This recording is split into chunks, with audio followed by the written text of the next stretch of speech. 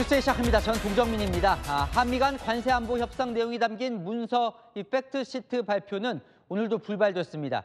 이 정리가 안 된 건 바로 이 핵 추진 잠수함 부분인데요. 미국 정부 내에 관련 부서들이 이렇게 있는데 이 상당한 우려가 내부에서 나오면서 정리가 되질 않고 있습니다. 이 배를 어디서 만들 거냐? 핵 연료는 한국이 자체 제작해서 넣을 거냐? 미국으로부터 사서 넣을 거냐? 이 핵심 변수가 아직 정리가 되질 않고 있는 겁니다. 안규백 국방부 장관도 미국에서 배를 만드는 건 쉽지 않다며 정부 내 TF를 구성해 미국을 설득하겠다는 뜻을 밝혔습니다. 첫 소식 이상원 기자입니다. 한미 관세 안보 분야 합의 사항을 문서화한 팩트시트 발표는 오늘도 불발됐습니다. 안규백 국방부 장관은 미국 유관기관 내 조율이 덜 돼 시간이 걸린다고 말했습니다. 원자력 잠수함과 또 여러 가지 협정 이런 문제들이 좀 미국 자체 내에서 여러 정부처 내에서 조율이 필요해서 시간이 좀 지체된 것 같습니다만. 안 장관은 미 전쟁부 장관이 국무부, 상무부, 에너지부까지 설득을 하겠다고 얘기했다고 밝혔습니다.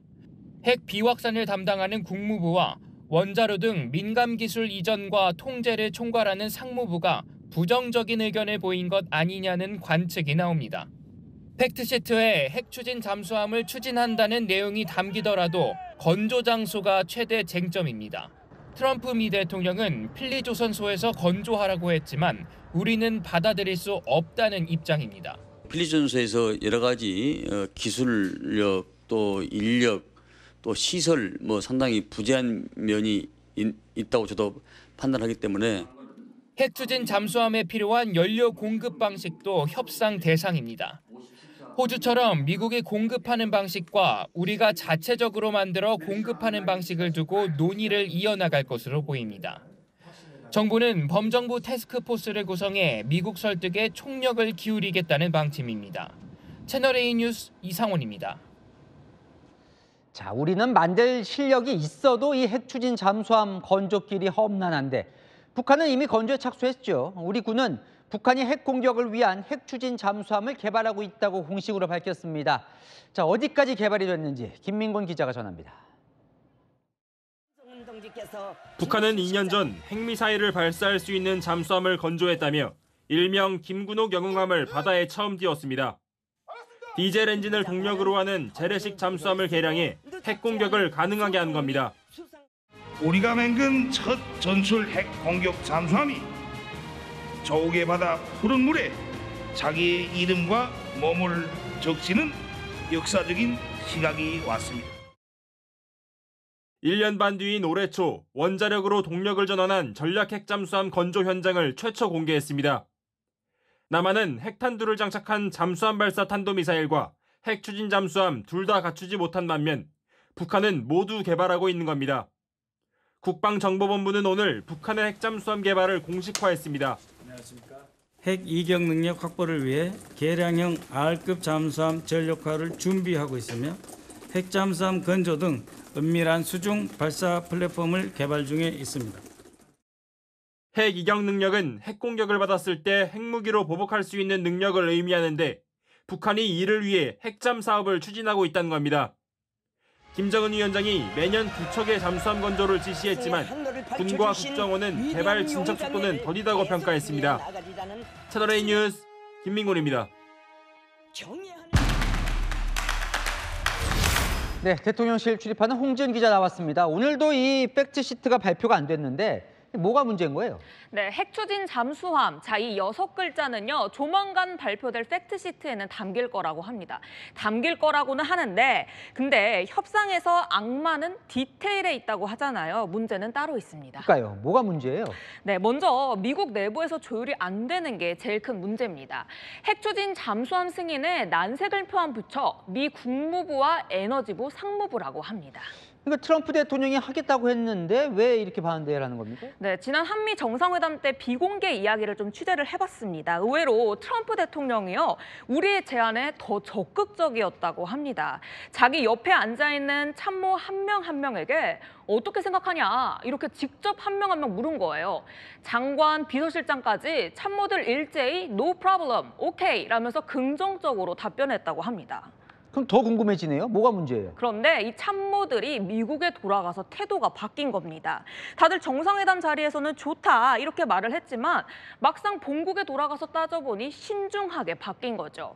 정상회담 자리에 없었던 에너지부 장관의 강한 반대도 있었다고 합니다. 왜 신중해지고 왜 반대를 하는 겁니까? 네, 핵물질을 통제해온 국무부 그리고 원자력 협정 개정을 총괄하는 에너지부 모두 한국의 핵 연료 개발에 부담을 느끼는 걸로 전해집니다. 상무부도 자칫 한국의 핵 연료를 허용했다가 일본 등 타국 반발을 피할 수 없다고 본 거고요. 물론 트럼프가 이렇게 좀 밀어붙이면 되겠죠. 그런데 더 본질적인 문제가 있습니다. 그러니까 미국 내부 이견 말고 더 본질적인 문제는 뭐예요? 네, 분위기를 보면 미국이 원하는 건 이렇습니다. 핵 추진 잠수함 미국에서 만들고 핵 연료도 미국에서 넣어줄 테니 한국은 사가라는 거예요. 그렇게 되면 미국 입장에선 조선업도 살리고 잠수함 수출로 돈도 벌고 핵 통제권도 가질 수 있는 이른바 일석삼조인 셈이죠. 근데 반대로 생각하면 우린 잠수함 만들 실력도 있는데 뭐 사실상 다 내주는 거네요. 네, 우리가 만들고 우리가 알아서 핵 연료를 자체 채우겠다. 그냥 해달라. 핵 연료를 탑재할 수 있는 길을 터달라 이렇게 요구하고 있습니다. 메이드 인 코리아냐, 메이드 인 USA냐 완전히 다른 얘기죠. 그러다 보니 양국 사이에서는 절충점으로 공동건조 이야기가 나오고 있습니다. 공동건조, 이게 좀 얼핏 들어도 좀 두루뭉술하죠. 일단 팩트시트에 넣을 접점을 양측이 좀 애매하게 찾는 과정이라고 보시면 되겠습니다. 그런데 이런 생각도 들어요. 아무리 그렇다 해도 미국에서 만들거나 사오는 게 안 만드는 것보단 나은 거 아니에요? 네, 저도 전문가한테 이 점이 궁금해서 좀 물어보니까요. 메이드 인 USA로 할 바에야 아예 안 만드는 게 낫다 이렇게 말합니다. 일단 비용이 한국에서 만들면 건조비나 연료비 정도 듭니다. 그런데 아무 시설이 없는 미국에서 만들면 플러스 알파로 들어가는 비용만 수조 원 수준을 넘는 추산 불가라고 하더라고요. 미국에서 수출 허가도 받아야 돼서 자칫 만들고도 한국에 정작 못 갖고 올 수 있는 상황도 될 수 있다는 겁니다. 팩트시트에 핵 추진 잠수함 이 6글자가 담겨도요. 진짜 협상은 그 이후부터입니다. 산 넘어 산이군요. 네, 아는 기자 홍진 기자였습니다. 다음 소식입니다. 이 친명계와 정청래 대표 간의 이른바 명청 갈등이 다시 불거지는 걸까요? 이재명 대통령이 당대표 시절에 영입한 그리고 친명 최대 조직 더민주 전국혁신회의의 공동위원장이 기자회견을 열었습니다. 부산 시당위원장 선거에서 부당하게 컷오프가 됐다며 정청래 대표에게 사과를 요구했습니다. 정 대표 측은 절차상 문제가 없었다고 반박했습니다. 최지연 기자입니다. 이번 컷오프는 정청래 대표의 컷오프 없는 100% 완전 경선 약속을 정면으로 위반했습니다. 당장 사과하십시오. 더불어민주당 부산시당위원장 선거에서 컷오프된 유동철 지역위원장이 정청래 대표 비판 기자회견을 열었습니다. 유 위원장은 편파 면접이 컷오프의 이유라고 의심하고 있습니다. 후보자 면접 때 이 대통령이 유동철을 민다는 소문을 들었는지 누가 만들었는지 해명하라고 했다는 겁니다. 친이재명계이기 때문에 불이익을 당했다라는 말들이 많은 걸로 알고 있습니다. 유 위원장은 이재명 대통령이 대표 시절 직접 영입한 인물입니다. 친명계 원외조직 더민주 전국혁신회의 상임대표도 맡고 있습니다. 유 위원장 컷오프 후 친명계 김병기 원내대표와 황명선 최고위원은 정 대표에게 유감을 표한 것으로 전해졌습니다. 유 위원장 탈락 후 친문계로 분류되는 변성환 위원장이 부산시당위원장에 당선됐습니다. 유 위원장은 컷오프 이후 당대표 특보 자리를 제안받았다는 폭로도 했습니다. 당 지도부는 절차상 문제가 없었다고 반박했습니다.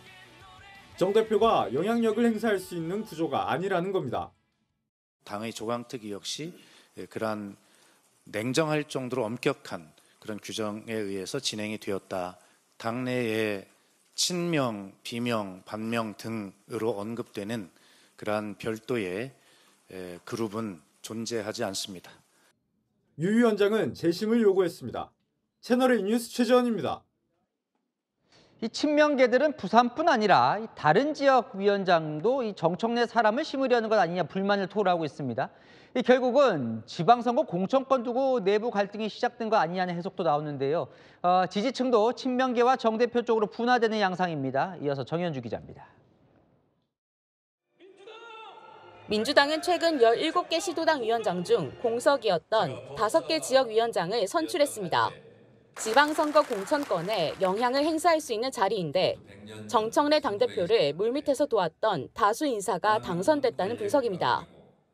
윤준병 전북 도당위원장은 정 대표 공약을 SNS에 공유한 바 있습니다. 친명계 조직인 더민주 전국혁신회의 관계자는 선출된 면면을 보면 정 대표와 가까운 사람들이라며 내년 지방선거를 앞두고 정 대표 영향력을 키우려는 의도로 볼 수 있다고 말했습니다. 다른 친명계 관계자는 부산 외의 다른 지역 위원장 출마를 고민하던 친명 쪽 인사가 당 인사로부터 컷오프 당할 수 있다는 말을 듣고 출마를 관둔 사례도 있다고 주장했습니다. 친명계 일각에선 정 대표가 차기 대권을 위해 친문계와 손을 잡는 것 같다는 관측도 제기했습니다. 한 친명계 의원은 명청 갈등이 아닌 사실상 옛 명문 갈등으로 비하하는 것 아니냐고 말했습니다. 온라인 지지층도 분화되는 양상입니다. 이 대통령 팬사이트에선 당이 똥볼을 차고 있다. 문제가 있다면 대표가 사퇴해야 한다며 정 대표에 싸늘했고 김어준 씨와 가까운 사이트에선 정 대표를 욕하는 사람들 정신 차리라며 정 대표를 감싸는 글이 주를 이뤘습니다. 채널A 뉴스 정현주입니다. 네, 안기자 정치부 이남희 선임기자 나왔습니다. 뭔가 지금 뭐 당이 좀 시끌시끌한데요, 민주당이. 뭐 무슨 일이 있었던 거예요? 일단 최근에요. 민주당 부산시당위원장을 뽑는데 4명이 출마를 했습니다. 이 가운데요. 친명계 최대 조직인 더민주 전국혁신회의 공동 상임대표이자 이 대통령이 지난 총선 때 영입한 유동철 대표가 아예 경선도 못 치르고 컷오프가 된 겁니다. 그 대신 변성환 부산시당위원장이 당선이 됐는데요. 그래서 유 위원장 조직적인 친명계 죽이기다 이렇게 반발을 하고 있는 겁니다. 그러니까 친명계 죽이기라고 하는 유 위원장이 주장하는 근거는 뭐예요? 일단 유 위원장 측의 주장은 이렇습니다. 당 조직강화특별위원회 경선 후보자 면접 때 일인데요. 문정복 의원으로부터 명심은 유동철 이런 소문 내고 다니는 사람 있다는데 누구냐? 이런 질문을 받았다는 겁니다. 그러니까 면접 때부터 자신을 컷오프 시키기 위한 의도가 깔려 있었다라는 게 유 위원장 측의 설명입니다. 반면 정 대표 측은 엄격한 규정에 의해 경선 진행했다, 문제 없다고 반박을 하고 있죠. 근데 이거를 그 유동철 대표 개인의 반발로 봐야 돼요? 아니면 친명계 전체가 좀 반대라고 봐야 되는 거예요? 이걸 봐야 될 것 같아요. 보면은 유 위원장 컷오프 소식을 듣고요. 친명계인 김병기 원내대표 또 황명선 최고위원이 어떻게 된 일이냐 이렇게 추가 설명을 요구하기도 했거든요. 이게 어떤 친명계 의사 한 명 혹은 조직 한 조직의 반발이라고 보기는 어렵겠죠. 사실 시도당 위원장은 뭐 시청자들 잘 모르시고 모르는 분들이 저도 많아요. 잘 누군지 잘 모르거든요. 근데 이게 중요한 거예요. 그래서 제가 당원 당규를 한번 찾아봤는데요. 이렇게 돼 있습니다. 시도당 공천관리위원장과 위원은 시도당 위원장이 당대표에게 추천한다. 이렇게 돼 있습니다. 이거는요. 당 시도당 위원장이 지방선거 위한 공천위에 자기 사람을 심어서 사실상 기초단체장, 광역위원 뭐 이렇게 공천을 할 수 있다는 뜻이죠. 정 대표도 자신과 가까운 시도당 위원장 통해서 사실상 공천권 행사를 할 수 있는 거고요. 이렇게 광역 단위로 자신한테 유리한 조직 기반 다 구축해놓고 정 대표가 차기 당권 또 대권에 도전하려는 거 아니냐 이렇게 친명계는 의심을 하고 있는 겁니다. 뭐 공천에 뭐 영향력은 미칠 수 있을 것도 같은데 이건 왜 이런 말이 왜 나와요? 정 대표가 친문계와 손잡고 차기 대권에 도전할 거다. 이것도 이제 나오는 얘기를 좀 제가 정리를 해보니까 이렇습니다. 이번에 당선된 변성환 부산도당 위원장 그리고요 문재인 정부 때 창원시장을 지냈죠. 허성무 신임 경남도당 위원장도 모두 친문계 인사로 분류되기도 하거든요. 그래서 친문계와 손잡고 당 조직 영향력 키우는 게 아니냐 이런 해석도 나오는 겁니다. 하지만 정 대표 측은요.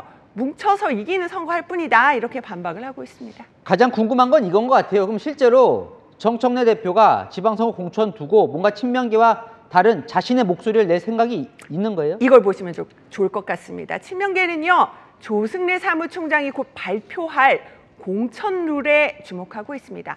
앞서 민주당에서는요. 광역 기초의원 공천 당원에게 결정권을 더 많이 주겠다 이런 원칙을 밝히기도 했는데요.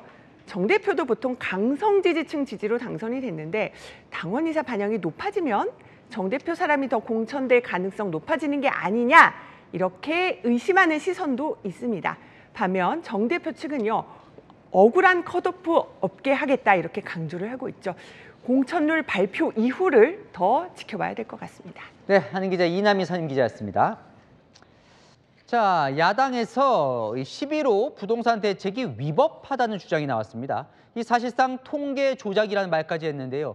그러니까 통계를 취사 선택해서 포함되지 말아야 할 서울, 강북과 경기 지역 8곳이 조정 대상 지역으로 지정이 됐다는 지적입니다. 이 지역 당사자들을 모아서 행정소송도 하기로 했습니다. 최승현 기자입니다. 개혁신당이 문제 삼은 곳은 지난달 조정 대상 지역으로 지정된 지역 중 8곳입니다.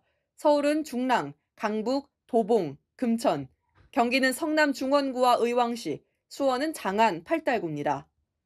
정부가 직전 석 달이 아닌 6월에서 8월 통계를 기준으로 규제 지역을 선정하면서 포함되지 말아야 할 지역이 들어갔다는 주장입니다. 정부는 발표 시점인 10월 15일 오전을 기준으로 9월 통계가 존재하지 않았다고 주장하며 6, 7, 8월의 통계를 사용했습니다. 9월 통계는 부동산 대책 발표 날인 10월 15일 오후 발표됐습니다.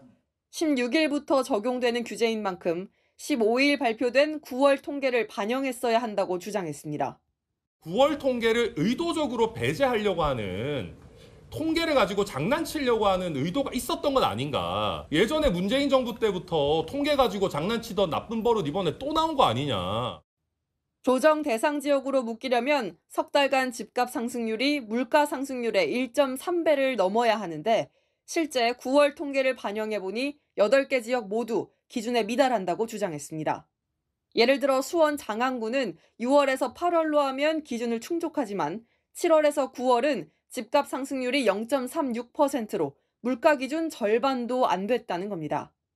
개혁신당은 가급적 이달 중으로 10, 15 대책 취소를 요구하는 행정소송을 낸다는 방침입니다. 채널A 뉴스 최승혜입니다. 보신 것처럼 야당이 조정 지역에 들어가지 말았어야 한다고 했던 지역, 이 서울, 강북과 경기 일부 이 지역들, 그러니까 야당 주장대로라면 최근 집값이 오르지 않았는데도 규제 지역으로 묶인 셈이 되는 거죠. 자, 현장 가서 주민 이야기들 들어봤습니다. 하지만 정부는 시행령에 따라 원칙대로 이 조정 대상 지역 선정했다고 반박했습니다. 배정현 기자입니다. 정부는 조정 대상 지역 선정에 법적으로 문제가 없다고 반박했습니다. 주택법 시행령에 따르면 조정 대상 지역을 지정할 때 기준이 되는 기간 통계가 없을 경우 가장 가까운 달의 통계를 활용하도록 돼 있기 때문입니다. 다만 10, 15 대책을 발표하고 4시간 뒤에 9월 주택가격 통계가 나왔던 만큼 심의를 며칠 늦춰 최신 통계를 반영할 수 있었던 것 아니냐는 지적도 나옵니다. 이에 국토부 관계자는 시점을 정하는 데에 특별한 의도는 없었다고 설명했습니다. 하지만 서울 도봉구, 강북구 등은 최근 집값이 오르기는커녕 오히려 하락했는데 규제 지역으로 정해졌다며 격앙된 반응입니다. 사실 희망이 많이 없어졌죠. 살짝 막막합니다. 네. 뭐 하려고 생각했던 분들도 안 한다, 너무 불안하다. 일부 주민들은 9월 통계가 반영됐다면 규제 지역에 포함되지 않았을 것이라고 주장합니다. 이 아파트는 전용 면적 84제곱미터 기준으로 10, 15 부동산 대책 이전인 지난 9월 6억 5천만 원에 거래됐습니다. 직전 거래가가 6억 8천만 원이었던 점을 감안하면 1년 전보다 실거래가가 오히려 하락한 셈입니다. 함께 규제 대상이 된 경기 지역도 상황은 다르지 않습니다. 누가 투자를 목적으로 사거나 이러지도 않고 거래가 많고 이러지도 않는데 왜 그거를 규제 지역으로 묶어놨는지 이해가 안 돼. 여기에 6월에서 8월 상승세를 보인 경기 화성과 군포가 규제 지역에서 제외되면서 선정 기준을 둘러싼 논란이 커지고 있습니다. 채널A 뉴스 배정현입니다. 오늘부터 국회에서 내년도 예산안 논의가 시작됐습니다. 내년 6월 지방선거를 앞두고 있어 더 치열합니다. 지방 표심을 두고 민주당은 지역 사랑 상품권, 국민의힘은 사회 기반 시설 SOC 수건 사업을 약속하고 나섰습니다. 막 오른 여야의 예산 전쟁, 손인혜 기자가 보도합니다. 오늘 오전 민주당과 정부의 당정 협의, 화두는 지방선거였습니다. 극심한 소멸의 위기에 직면한 도농 통합시 지역의 읍면지역에 대한 별도의 지원 기준도 꼭 필요하다고 생각합니다. 아울러서 이제 8개월 후면 이재명 정부와 임기를 함께할 지방정부가 시작됩니다. 당정은 회의를 마치고 내년도 지역사랑 상품권 예산에 올해보다 1,500억 원을 더 투입하기로 했습니다. 시민들은 1만 원을 지원받아 10만 원짜리 상품권을 9만 원에 살 수 있습니다. 비수도권과 인구 감소 지역의 국비 지원율을 높여 지역 주민들의 혜택을 늘렸습니다. 지방선거를 겨냥한 여야 간 예산 전쟁이 시작됐습니다. 국민의힘은 전국을 훑으며 지역 예산 확보를 공언하고 있습니다. 대구 경북이 더 성장하고 더 크게 도약할 수 있도록 우리 당의 예산과 지원을 끝까지 책임지고 불경이 국가 신성장 동력의 거점으로 자리 잡을 수 있도록 입법과 예산 차원의 지원을 국민의힘 지도부는 이곳 새 정부를 직접 찾아 춘청 지역 예산 확보도 약속했습니다. 초점은 사회 기반 시설, 즉 SOC 사업입니다. 대구 경북은 TK 신공항, 부산 경남에선 가덕도 신공항, 대전에선 광역급행철도 예산 확보를 강조했고 내일 광주에서는 광주 대구철도 건설과 호남 고속도로 확장 사업 예산을 챙깁니다. 채널A 뉴스 손인혜입니다. 네, 비상계엄 당일 밤 대통령실 내부 CCTV가 추가로 공개됐습니다. 계엄을 선포하려는 윤석열 전 대통령에게 최상목 전 부총리가 재고해달라며 만류하는 장면이 담겼는데요. 유주은 기자가 보도합니다. 비상계엄 선포 직전인 지난해 12월 3일 밤 10시 5분 대통령실 대접견실에 윤석열 전 대통령과 한덕수 전 총리가 들어옵니다. 계엄을 선포하러 나서려는 윤 전 대통령을 국무위원들이 정족수 미달을 이유로 만류하는 시점인데 최상목 전 경제부총리와 조태열 전 외교부 장관이 윤 전 대통령에게 무언가 말을 합니다.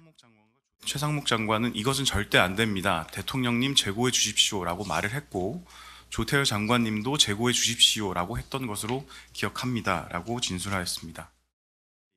영상에선 비상계엄 선포 직후 최 전 부총리가 한 전 총리를 향해 고개를 젓는 모습도 보입니다.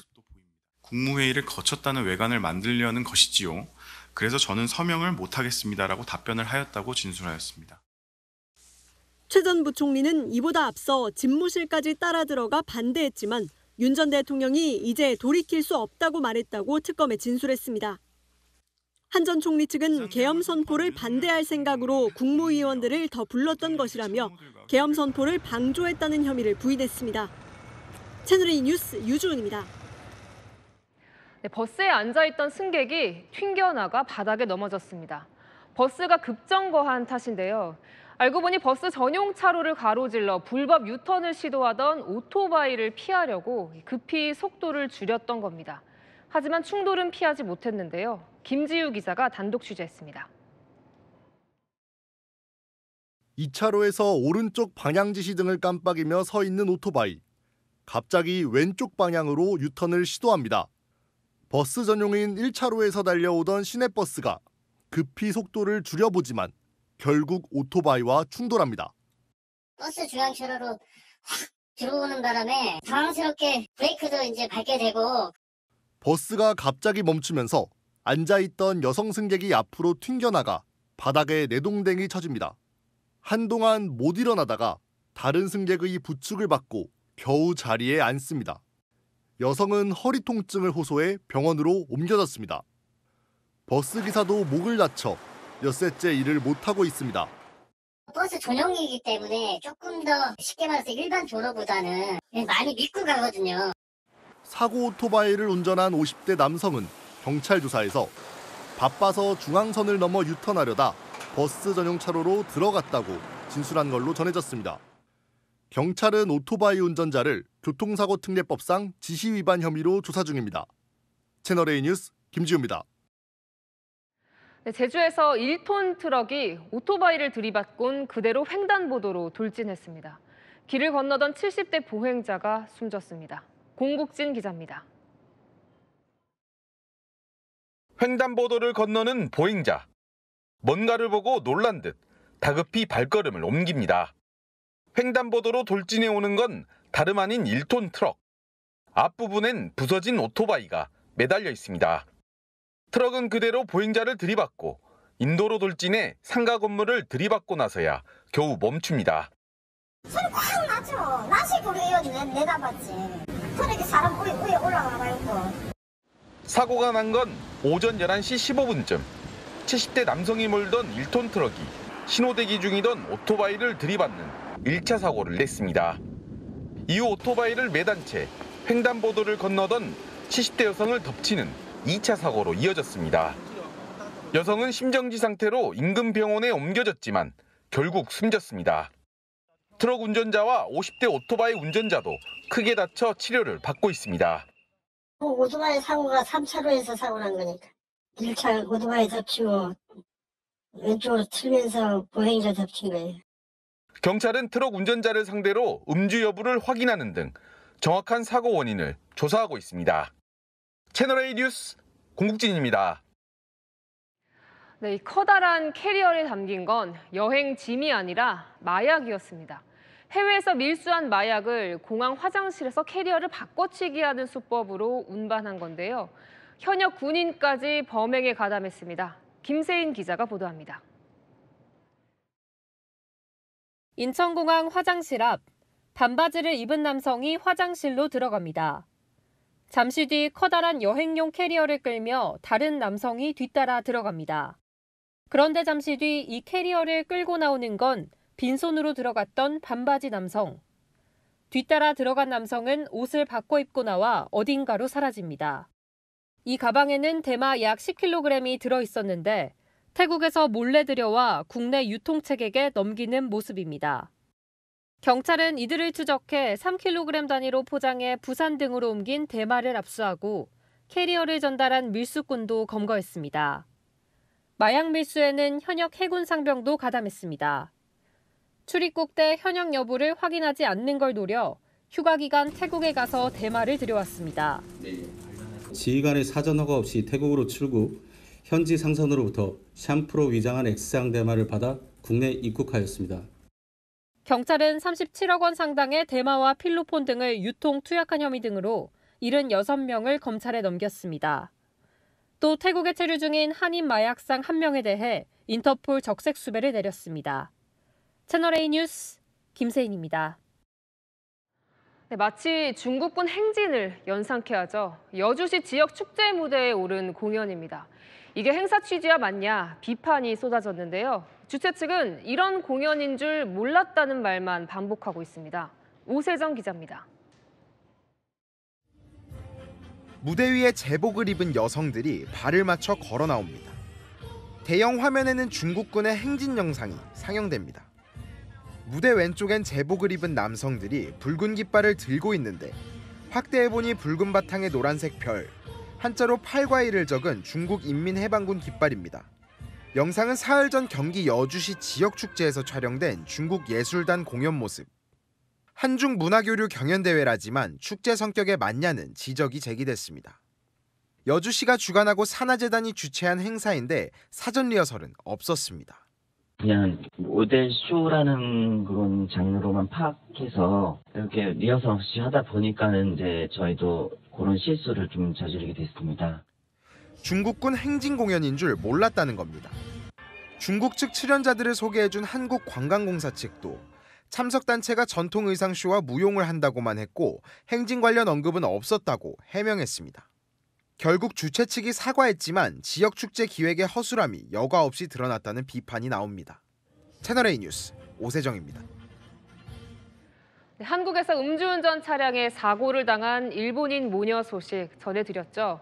가해 운전자는 죄송하다는 짧은 한마디만 남긴 채 구속심사를 받았습니다. 고인의 딸이라고 밝힌 누리꾼은 어머니가 좋아하던 드라마 촬영지에 끝내 못 가보고 숨졌다며 안타까운 심정을 밝혔습니다. 임종민 기자입니다. 마스크를 쓰고 옷에 달린 모자로 얼굴을 가린 30대 남성이 법원으로 들어섭니다.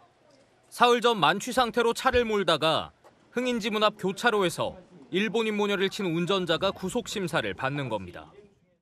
소주 3병 먹고 1km 운전한 사실 인정하시나요? 피해자에게 하고 싶은 말 없습니까? 죄송합니다. 이 사고로 동대문에서 쇼핑을 마치고 드라마 촬영지인 동대문 낙산공원으로 가려고 길을 건너던 50대 일본인 여성이 목숨을 잃었습니다. 딸과 함께 온 첫 한국 관광이었습니다. 고인의 딸이라고 밝힌 여성은 SNS에 어머니는 드라마 촬영지인 낙산공원에 꼭 가보고 싶다고 전부터 말씀하셨다며 하지만 끝내 도착하지 못하셨다고 밝혀 안타까움을 더했습니다. 운전자를 향해서는 가볍게 용서받아서는 안 된다고 주장했습니다. 유족들은 오늘 입국해 시신이 안치된 병원을 찾아 일본 대사관 관계자와 장례 절차 등을 논의했습니다. 채널A 뉴스 임종민입니다. 이번 사건은 일본에서도 큰 충격으로 전해지고 있습니다. 안전한 나라라 믿었던 한국, 언제 사고당할지 모른다는 반응까지 나오고 있습니다. 도쿄에서 송찬욱 특파원이 취재했습니다. 일본인 관광객 모녀 사고 이후 일본 현지에선 한국 여행 중 자신도 피해를 입을 수 있다는 우려가 제기되고 있습니다. いつ事件に遭うかっていうリスクがあるわけですから、もう少し帰っていけると、お互いが私たちも旅行に行きやすくなりますし。 음주운전에 대한 한국 내 처벌이나 인식이 느슨한 것 같다는 지적도 나옵니다. 法律の方が弱いんじゃないっていうね、取り締まりの方が弱くて、もっと取り締まった方が、そうしない限りは治らないという形だと思いますよ。芸能人の方が割と飲んでてっていうニュースはよく見るので、日本よりも緩いのかなとは思ってました。 일본 언론들의 지적도 비슷합니다. 일본 후지TV는 한국의 한 해 음주운전 적발 건수가 일본의 6배고 재범률도 높다고 보도했습니다. TV 아사히는 일본처럼 차량 동승자나 술 제공자까지 처벌하지 않아서 음주운전이 많다고 분석했습니다. 실제 일본에선 음주운전으로 사망사고를 낼 경우 최고 징역 30년에 처해질 수 있고 술을 제공한 사람이나 동승자도 함께 처벌받을 수 있습니다. 2006년 후쿠오카에서 음주운전 차량에 아이 3명이 숨지는 사고가 발생하면서 처벌이 강화된 겁니다. 한국도 음주운전 사망사고를 내면 법률상 무기징역까지 가능하지만 대법원 양형 기준은 최고 징역 8년이어서 솜방망이 처벌에 그친다는 지적이 나옵니다. 도쿄에서 채널A 뉴스 송찬욱입니다. 네, 인도네시아인데요. 택시 안에서 난동 부리는 남성, 부끄럽게도 한국인입니다. 용변이 급하다며 소리 지르고 심지어 택시 안에서 소변까지 봤다는데요. 이서영 기자입니다. 택시 뒷자리에 타고 있던 남성. 자리에 드러눕더니 화장실이 급하다며 빨리 가달라고 재촉합니다.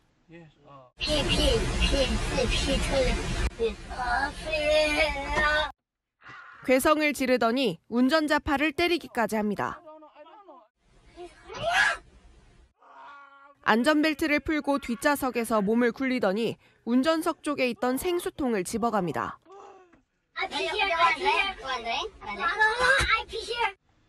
이후에도 남성은 택시기사에게 물건을 던지고 한국어로 욕설을 뱉습니다.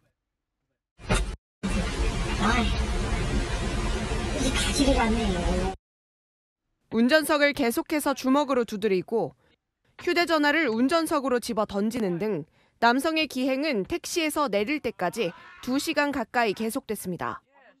택시기사는 남성이 이틀 뒤 현지 한식당에서도 접시를 깨는 등 난동을 피웠다고 주장했습니다. Resto tersebut diacak-acak sama tamu yang pernah saya antar kejadiannya dan ini teman-teman harap hati-hati ya. Customer ini mungkin teman-teman pastikan dia. 이 소식이 보도되자 현지 누리꾼들은 한국인의 현실이라거나 인종차별하는 한국이라는 비판을 쏟아냈습니다. 주 인도네시아 한국 대사관 측은 아직 현지 경찰의 협조 요청은 없었다며 외신 등을 통해 상황을 파악 중이라고 밝혔습니다. 채널A 뉴스 이서영입니다. 외국인 관광객이 많이 찾는 광장시장에서 또 바가지 논란이 불거졌습니다. 한 유튜버가 직접 겪었다며 폭로한 건데요. 시장 상인은 억울하다는 입장입니다. 김동아 기자가 양쪽 입장을 들어봤습니다. 149만 명의 구독자를 가진 한 유튜버의 영상이 서울 광장시장 바가지 논란을 불러왔습니다. 가격표는 분명히 8,000원이라고 적혀 있었는데 10,000원이라고 하시더라고요. 근데 왜 이건 10,000원이에요? 여기 8,000원 써 있는데. 고기랑 섞었잖아. 8,000원짜리 순대를 시켰더니 임의로 고기를 섞어놓고 2,000원을 더 요구했다는 겁니다. 이 유튜버는 외국인에게 소리를 지르는 등 불친절한 모습도 있었다고 주장했습니다.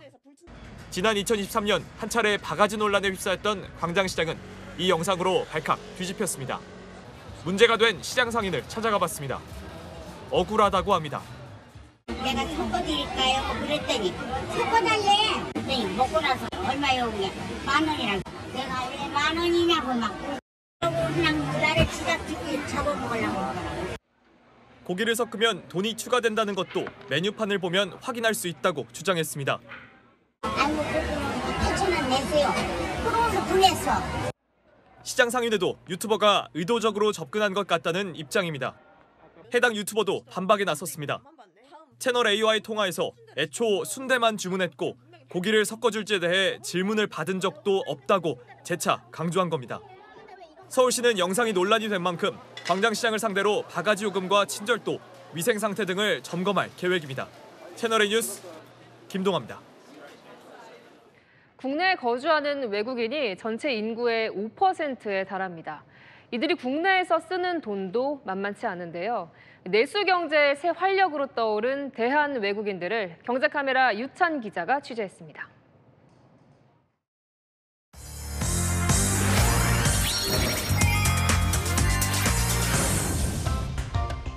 한국어를 공부하는 외국인 유학생들. 신용카드로 음료와 디저트 주문은 기본입니다. 한 달에 150만 정도 비용을 많이 들었어요.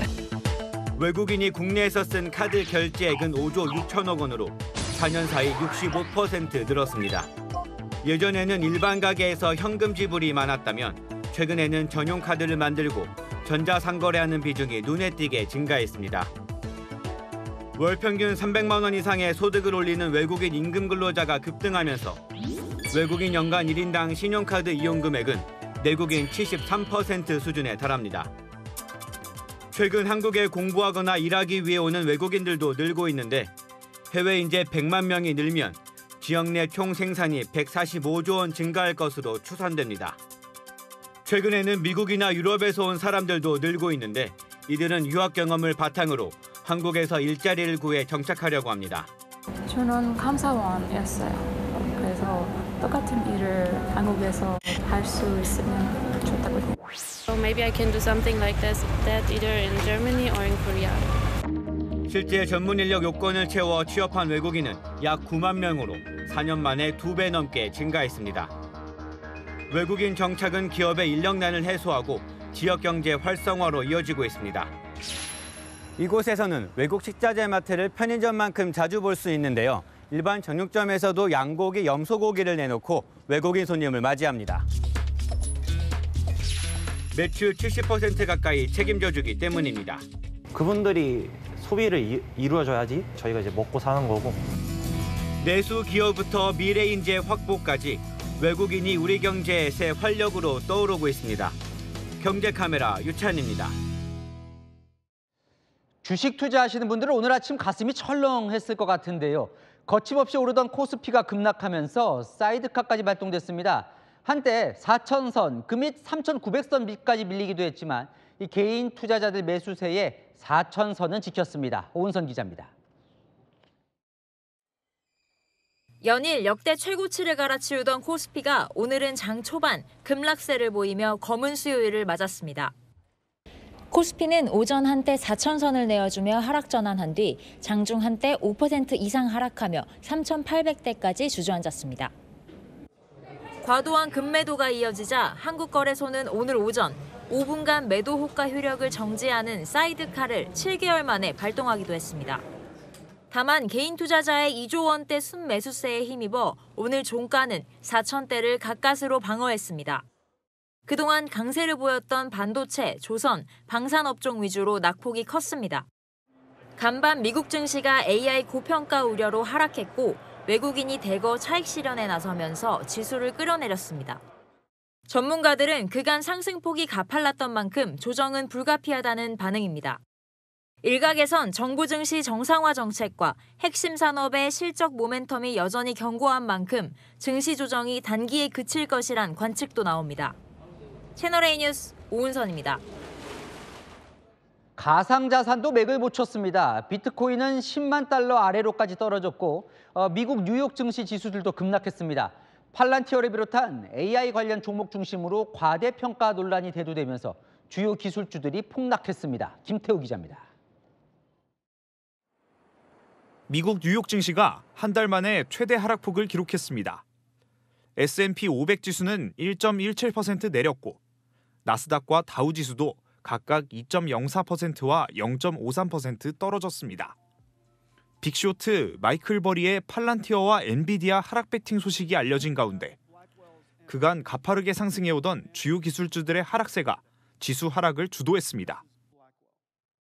팔란티어 주가는 시장 전망을 웃도는 호실적 발표에도 8% 가까이 떨어졌는데요. 나머지 7대 주요 기술주들도 애플을 제외하고는 모두 하락세를 보였습니다. 미국 연방정부 셧다운 등 불확실성에 더해 최근 AI를 포함한 기술주들의 버블 우려가 제기되면서 투자자들이 차익 실현에 나선 것으로 보입니다. 골드만삭스와 모건 스탠리 CEO들은 미국 주식시장에서 향후 10% 이상의 주가 조정 가능성을 경고했습니다. 공포심리 확산이 위험자산 투매로 이어지면서 가상자산 시장도 휘청거렸습니다. 비트코인은 한때 3% 이상 하락하며 지난 7월 이후 4개월 만에 1억 5천만 원 선이 붕괴됐습니다. 근본적인 원인이 비트코인도 시즌 종료가 된 거 아닌가라는 공포가 있는 것 같아요. 추가 투자에도 좀 꺼려지고 이런 분위기가 좀 일각에선 비트코인이 연말에 반등할 가능성을 무시할 수 없다며 지켜봐야 한다는 분석도 나옵니다. 채널A 뉴스 김태우입니다. 자, 이렇게 자산 시장이 요동을 치면 투자 고민은 깊어집니다. 어떻게 포트폴리오를 짜야 될지 염승환 LS증권 이사 모셨습니다. 어서 오십시오. 안녕하세요. 예, 일단요. 내가 증권에 투자하고 있는 투자자 입장에서는 지금 어때요? 안 빼도 됩니까? 좀 불안해지는 분들도 계실 것 같은데. 네, 기본적으로 이렇게 상승했던 그 논리 자체가 무너진 건 아니거든요. 그래서 예. 저는 그냥 그대로 가져가시는 게 좋을 것 같고 변동성은 되게 무섭죠. 오늘도 뭐 4,000원 한번 깼다 왔기 때문에. 예. 그렇지만 이제 그런 것들 우리가 정확하게 저점 고점을 모르기 때문에 그 부분은 좀 인내하실 저는 좀 필요는 있다. 그래서 지금 그 흔들림에 너무 막 내 마음까지 흔들릴 필요는 없을 것 같고 예. 어쨌든 많이 올라온 건 또 사실이거든요. 그동안. 예. 그래서 좀 약간의 숨고르기가 좀 필요한 시점에서 좀 변동성이 커졌다라는 정도로 일단 시장을 봐주시면 좋을 것 같습니다. 자, 그러면요. 미국에 투자한 서학개미들, 미국의 기술주가 근데 많이 떨어졌거든요. 그러면 어떻게 미국에 투자한 건 어떻게 해야 될까요? 그 사실 지금 미국이나 한국이나 빠지는 건 똑같거든요. 그래요? 사실 이제 셧다운 이슈가 좀 컸어요.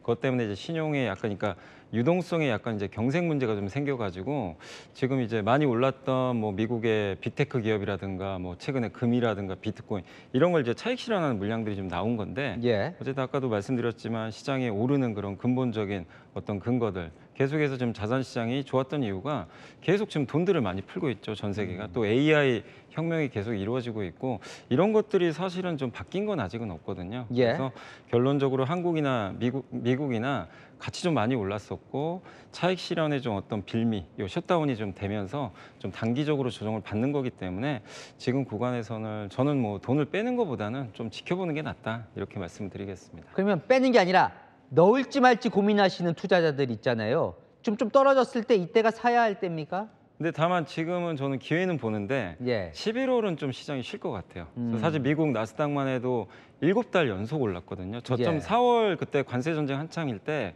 그때 대비 한 50% 올랐어요. 주가가 지수가. 예. 그렇기 때문에 한 11월 정도는 충분한 휴식이 좀 필요하기 때문에 투자는 괜찮은데 이거 시계열을 한 달 정도 보시고 여유 있게 뭐 하락하는 데 이렇게 분할 매수라 그러죠. 우리가 보통 분할로 투자한다. 그래서 예. 천천히 이렇게 시계열을 갖고 이게 나눠서 투자하신다면 저는 괜찮지 않을까 생각하고 있습니다. 에브리띵 랠리라 그랬는데 지금 에브리띵 급락인데 오늘은 비트코인도 많이 빠졌습니다. 이건 어떻게 되는 겁니까? 그러니까 비트코인도 한마디로 예. 나스닥과 좀 연동이 돼요. 그래서 위험 자산이잖아요. 예. 그래서 이제 기술적으로 오를 때 같이 좀 올라갔던 그런 흐름들이 있는데 결국 여기도 마찬가지로 워낙 또 이 비트코인 가격도 많이 올랐고 최근에 셧다운 이슈로 지금 미국에서 단기적으로 좀 약간 자금 구하기 좀 쉽지가 않거든요. 예. 그러다 보니까 이제 자금 경색이 생기면 자산 시장이 좀 불편합니다. 이게 흔히 좀 스트레스를 받아요. 예. 그래서 이제 돈을 좀 빼려고 하거든요. 그런 부분 때문에 빠지는 거지. 지금 트럼프 대통령이 얘기했던 뭐 암호화폐라든가 이런 쪽에 대한 지원들 또 법 통과 이런 것들이 좀 바뀐 건 또 아니기 때문에 예. 그런 관점에서 저는 여전히 뭐 비슷하게 단기 조정이다 이렇게 생각을 하고 있습니다. 네, 정보에 좀 도움이 되셨으면 좋겠네요. 지금까지 염승환 LS증권 이사와 이야기 나눠봤습니다. 고맙습니다. 자, 꾸준히 걷기만 해도 치매를 예방할 수 있다는 연구 결과가 나왔습니다. 반가운 소식인데, 자, 그렇다면 어느 정도 걸어야 효과가 있을까요? 홍란 기자가 알려드립니다. 평일 오후에도 공원에는 걷기 운동을 하러 나온 어르신들이 많습니다. 이틀에 한 번씩 걸을 때도 있고요. 이래 걷고 나면은 힘도 생기고 소화도 잘 되고 저녁에 잠도 잘 와요. 서담의 공원 한 몇 바퀴 돌면은 한 10,000보 이상은 돼요. 나이가 있다 보니까 걷는 운동이 제일 쉬우니까 하기가. 이런 걷기 운동이 노인성 치매 예방에도 도움이 된다는 연구 결과가 나왔습니다. 미국 하버드 의대 연구팀이 300명을 14년간 추적 관찰한 결과 하루 3,000보를 걸으면 알츠하이머 진행 속도를 3년 늦추고 5,000보에서 7,500보를 걸으면 최대 7년까지 늦추는 것으로 나타났습니다. 아밀로이드와 타우라는 단백질이 뇌에 과도하게 축적되면 신경세포를 손상시켜 치매를 유발합니다. 그런데 걷기와 같은 운동을 꾸준히 하면 단백질 축적이 둔화되는 겁니다. 신체 활동을 많이 하면 뇌의 염증을 또 감소시키는 효과도 있으면서 대사증후군에도 좋은 영향을 줘가지고 치매 예방하는 효과를 나타낸다고 알려져 있습니다. 전문가들은 하루 5,000보 이상 걷는 게 건강에 도움이 되지만 관절 상태나 체력을 고려해 운동 수준을 조절해야 한다고 조언합니다. 채널A 뉴스 홍란입니다. 트럼프 미 대통령에게 금관 모형을 선물하면서 전 세계가 주목했던 바로 그곳.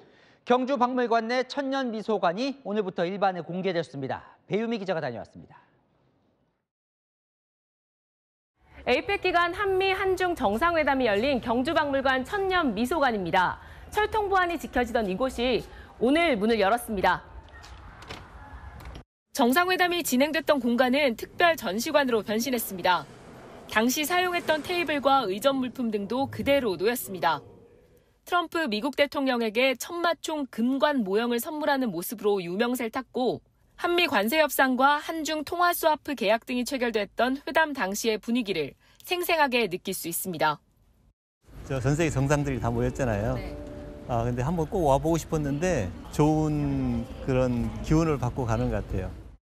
에이펙 정상회의가 열린 회담장도 일반에 개방됐습니다. 정상회의장은 회의를 마친 모습 그대로 명패까지 놓여 있는데요. 관람객들은 생생한 당시 분위기를 느낄 수 있습니다. 그동안 준비가 얼마나 잘 됐나 보고 싶어서 얼른 달려왔습니다. 경주에서 한다는 게 뿌듯합니다. 경북도와 경주시는 에이펙이 남긴 유산을 세계적인 관광 콘텐츠로 만든다는 포부입니다. 채널A 뉴스 배유미입니다. 네, 트럼프 대통령이 대놓고 낙선 운동을 펼쳤던 맘다니가 뉴욕의 시장으로 당선됐습니다. 자본주의의 심장 뉴욕에서 최초의 무슬림계 사회주의자 시장이 탄생하자 미국 정치권이 술렁이고 있는데요. 뉴욕에서 조아라 특파원입니다. 조란 맘다니 뉴욕시장 후보의 당선이 확실시되자 지지자들이 서로 부둥켜 안고 환호합니다. 자본주의의 중심 뉴욕에서 인도계 무슬림 출신 최초의 사회주의자 시장이 탄생하는 순간입니다. In this moment of political darkness, New York will be the light. And as of tonight, led by an immigrant. 맘다니는 이번 선거에서 50%가 넘는 득표율을 기록하며 다른 두 후보를 압도했습니다. 34살의 최연소 시장이 된 그는 선거 기간 동안 무상버스 보육 등 생활 밀착형 공약을 내세워 지지를 얻었습니다. I think Zoran won the election because he resonated with the voters who are young in the city who are hoping to have some support with the high cost of living. 같은 날 치러진 버지니아와 뉴저지 주지사 선거도 민주당이 승리했습니다. 특히 트럼프 행정부의 연방 공무원 감축 기조에 직격탄을 맞은 버지니아는 민주당이 4년 만에 탈환하기로 했습니다. 전날까지 맘다니 낙선 운동을 벌였던 트럼프 미국 대통령은 공화당이 패배한 이유가 투표용지에 내 이름이 없었고 셧다운 사태를 일으킨 민주당 때문이라고 주장했습니다. 트럼프 대통령 취임 1년도 안 돼 치러진 이번 지방선거에서 민주당이 압승을 거두면서 트럼프 행정부에 대한 민심의 심판이 이뤄졌다는 평가가 나옵니다. 뉴욕에서 채널A 뉴스 조아라입니다. 네, 미국 연방정부의 셧다운이 36일째로 사상 최장기 기록을 세우고 있는데요. 공항은 마비나 다름없고 해고된 연방 공무원은 핫도그를 팔고 있다고 합니다. 워싱턴 최주현 특파원이 현장에 다녀왔습니다. 워싱턴 DC 인근의 로널드 레이건 공항. 평소 같으면 북적거릴 탑승 수속 창구가 한산합니다.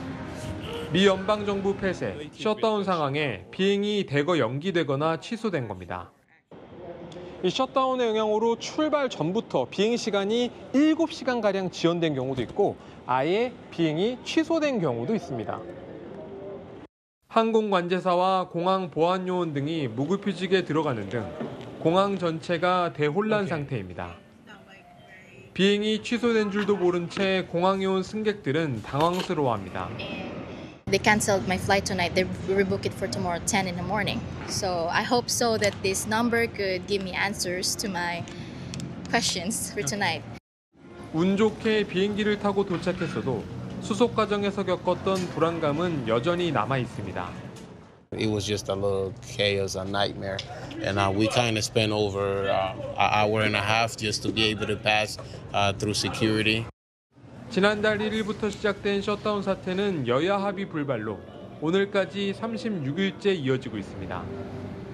트럼프 일기 때 35일이던 최장 기록을 갱신한 겁니다. 혼란은 공항뿐만이 아닙니다. 셧다운 사태로 일시 해고된 연방 공무원들은 생계를 이어가기 위해 핫도그 판매까지 하고 있습니다. I'm very much looking forward to when the shutdown is over, just resuming my job and having this be a fun weekend thing like it was intended to be. 저소득층 보조도 끊겨 푸드뱅크 식료품 배급 수요도 급증하고 있습니다. 트럼프는 셧다운 사태가 야당인 민주당 때문이라며 공화당 동료 의원들의 행동을 촉구했습니다. 워싱턴에서 채널A 뉴스 최주현입니다. 네, 우리 공군 특수비행팀이 두바이 에어쇼 참가를 앞두고 있는데요. 한 번에 갈 수 없어서 일본에서 중간 급유를 받기로 했는데 일본 정부가 지원 계획을 철회했습니다. 왜 이런 일이 벌어진 걸까요? 이솔 기자가 보도합니다. 일본 정부가 우리 공군 특수비행팀 블랙 이글스의 급유 지원 계획을 취소했습니다. ご指摘の件については日韓の防衛当局間の調整が整わなかったため韓国空軍機の那覇基地への飛来は中止となりました。 구체적인 이유는 밝히지 않았지만 지난달 28일 블랙 이글스가 독도 상공에서 태극 문양을 그리며 비행한 것이 문제가 됐습니다. 블랙 이글스가 운용하는 특수비행 전용기 T-50B는 17일 아랍에미리트 두바이 에어쇼에 참가해야 하는데 한 번에 갈 수 없어 일본, 대만 등에서 반드시 급유를 해야 합니다. 독도 문제로 일방 취소당했지만 국방부는 일본에 항의하지 않았습니다. 우리나라의 영공에서 정상적으로 훈련을 시행하는데 강력하게 항의해야 되는 부분 아닙니까? 국방부에서는 아직 그런 단계는 아닙니다. 독도가 대한민국 영토이기 때문에 항의할 가치조차 없다고 생각합니다. 군 관계자는 채널A에 대만 등 다른 기착지로의 변경은 현실적으로 어렵다며 이번 주까지 일본을 설득하겠다고 밝혔습니다. 현재 공군 선발대 10여 명이 두바이에 가 있는 것으로 알려진 가운데 행사를 주최하는 UAE 측도 당혹스러워하고 있는 것으로 알려졌습니다. 일본 정부는 다케시마의 날 행사에 강요 참석을 추진하는 등 다카이치 내각 출범 이후에도 독도 영유권 억지 주장을 펼치고 있습니다. 채널A 뉴스 이솔입니다. 태풍 갈매기가 필리핀 세부를 강타했습니다. 돌풍을 동반한 폭우가 도시를 집어삼키며 수십 명이 숨졌습니다. 문예빈 기자가 보도합니다. 폭우로 인해 마을 도로와 강의 경계가 사라졌습니다. 거센 물살에 휩쓸린 차량은 그대로 물속으로 사라집니다. 대형 컨테이너는 통째로 떠다니고 지붕만 남은 집 위에서는 주민들이 서로 부둥켜 안은 채 버티고 있습니다. 떠내려가는 소를 구하려 맨몸으로 줄을 붙잡는 사람도 보입니다. 현지 시각 어제 25호 태풍 갈매기가 필리핀 세부에 상륙해 큰 피해를 입혔습니다. BBC 등 주요 외신에 따르면 최대 시속 180km 강풍이 불고 하루 180mm의 폭우가 내려 현재까지 최소 66명이 숨진 것으로 알려졌습니다. 갈매기는 오늘 서쪽으로 이동해 베트남을 향할 것으로 보입니다. 검은 가방을 든 남성이 주유소 쓰레기통 앞에 멈춰섭니다. 무언가를 넣으려다 직원에게 제지당하자 물러나는 척하더니 다른 곳에 가방을 두고 사라집니다. 잠시 뒤 엄청난 폭발음과 함께 건물이 산산조각나고 거리 전체가 연기에 휩싸입니다. 지난달 26일 남미 가이아나의 한 주유소에서 폭발 사건이 발생했습니다. 이 사고로 근처에 있던 6살 어린이 1명이 숨지고 4명이 크게 다쳤습니다. 현지 경찰은 테러 가능성을 염두에 두고 수사하고 있습니다. 채널A 뉴스 문예빈입니다. 네, 미국에서 화물기가 이륙 직후 추락했습니다. 10만 리터에 달하는 연료가 가득 채워져 있던 터라 폭발이 더 컸습니다. 장하연 기자입니다. 왼쪽 날개에 불이 붙은 비행기가 활주로를 달리다 이내 거대한 폭발과 함께 화염에 휩싸입니다. 다른 각도에서 보니 기체가 지나간 궤적이 순식간에 불바다로 바뀝니다.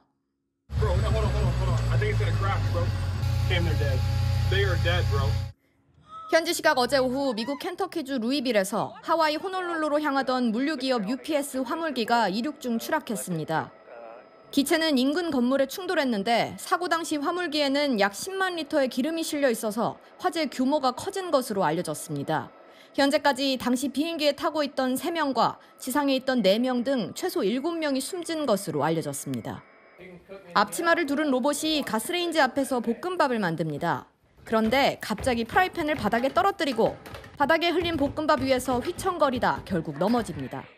아기 돌보기 임무를 받은 로봇은 아기 침대를 인식하지 못하고 그대로 들이받습니다. 중국 기업이 개발한 휴머노이드 로봇으로 가사 노동을 하며 좌충우돌하는 모습이 최근 온라인에 공개됐습니다.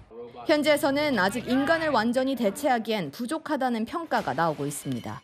채널A 뉴스 장하연입니다. 네, 삼국시대 이전 막강한 철기 문화를 자랑했던 가야. 특히 철갑을 두른 기마부대가 맹위를 떨쳤다고 하는데요. 철갑의 위력이 실험을 통해 재현됐습니다. 김재혁 기자가 소개합니다.